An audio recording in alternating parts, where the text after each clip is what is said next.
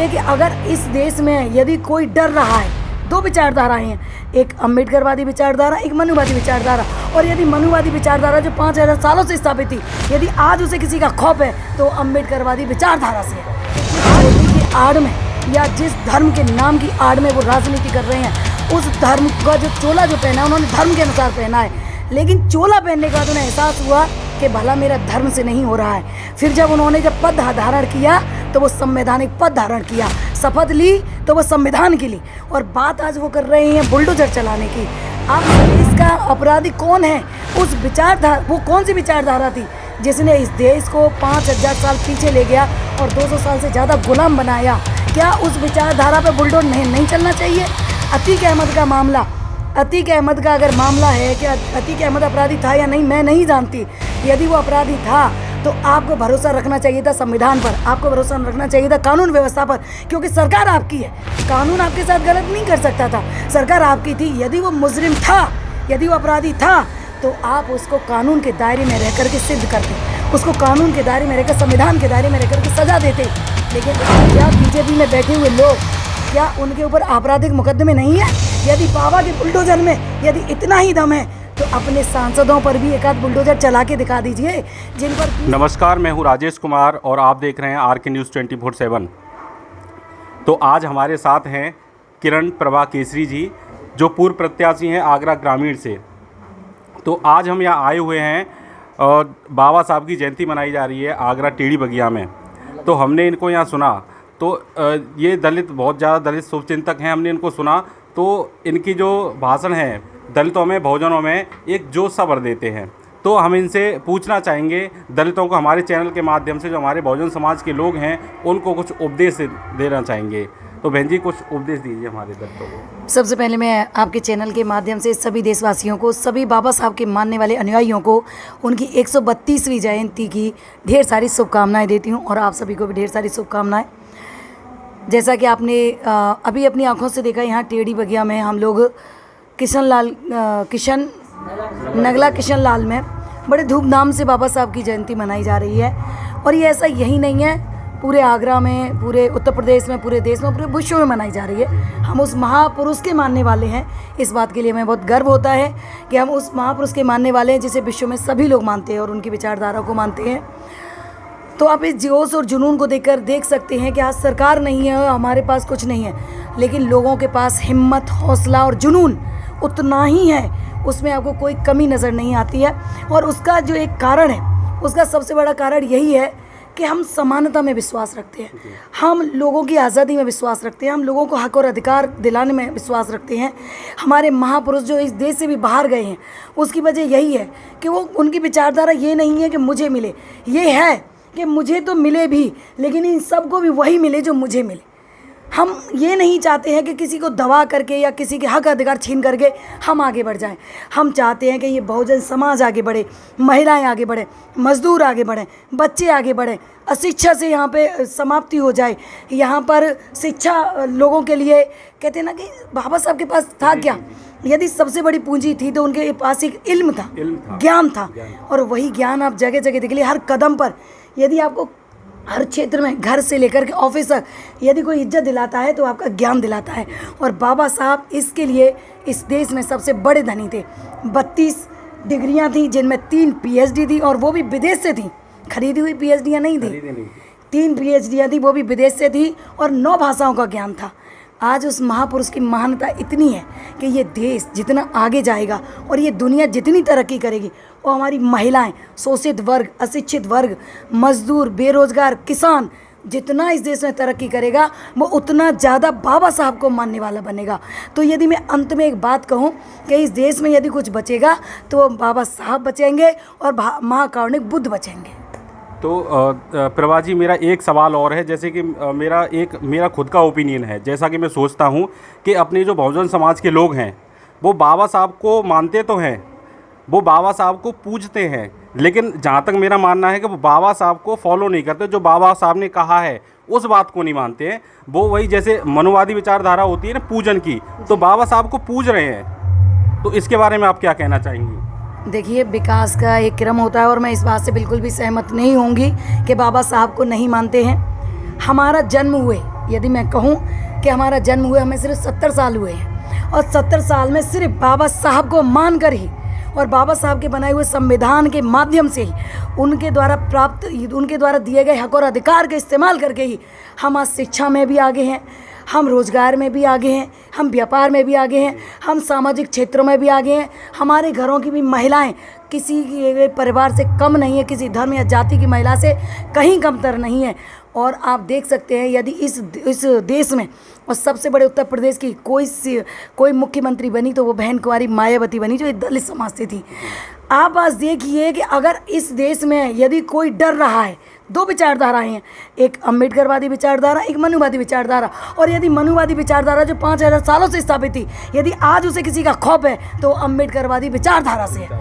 आज जो लोग डरने वाले हैं उन्हें डरा कौन रहा है? हमने सिर्फ 70 साल हुए हैं, हमसे अब 5000 साल बाद बात कर लेना कि हम बहुजन में होंगे और दूसरे लोग अल्पसंख्यक में होंगे, हम देने वाले होंगे और दूसरे हमसे मांगने वाले होंगे।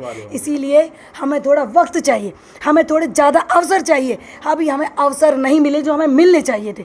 अभी सिर्फ ज़रूरत है तो सिर्फ अवसरों की, बाबा साहब के मानने वालों की कमी नहीं है।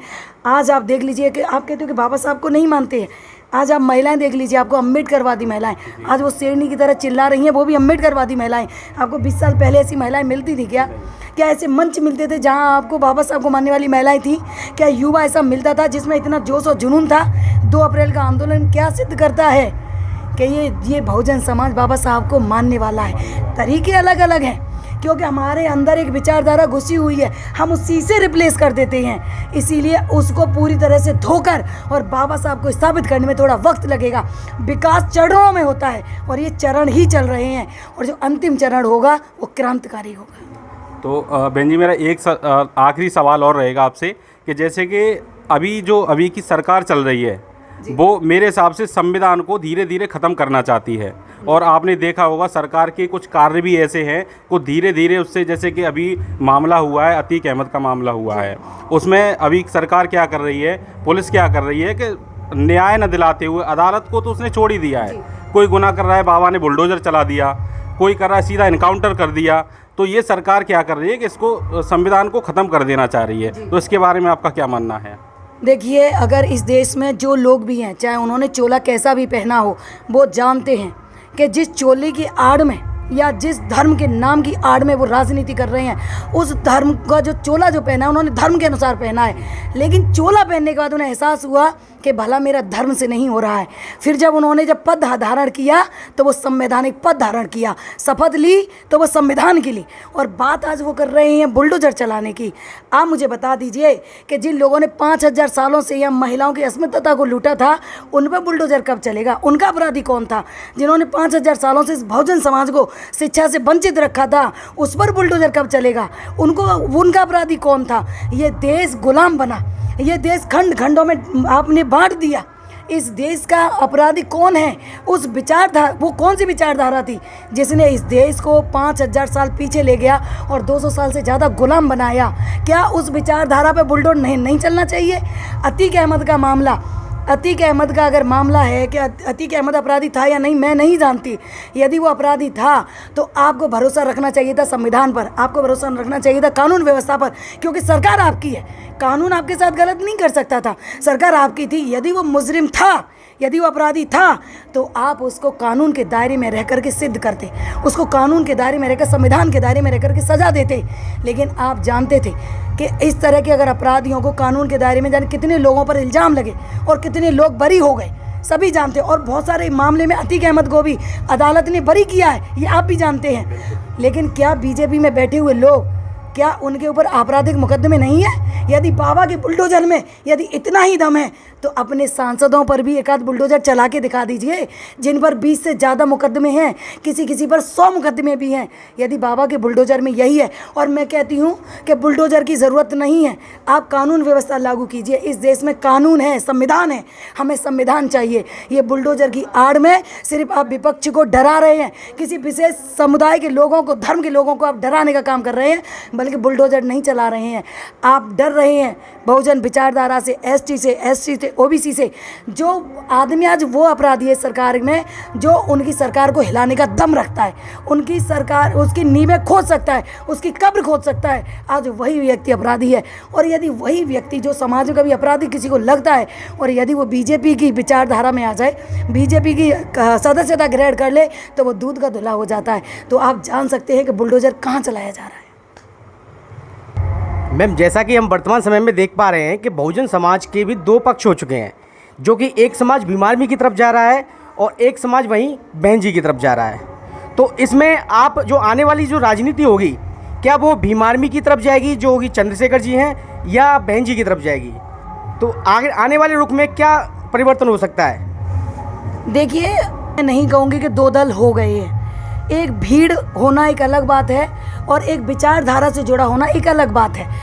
जो बहुजन समाज पार्टी है वो एक पार्टी नहीं है, वो मिशन है, वो मूवमेंट है, वो संघर्ष है, वो हमारी और आपकी आज़ादी की एक कहानी है। बाबा साहब ने कहा था कि जाओ अपनी दीवारों पे लिख दो कि हम इस देश के हुक्मरान हैं। वो सिर्फ बहुजन समाज पार्टी थी और वो मान्यवर काशीराम साहब थे जिन्होंने इस बात को सिद्ध किया।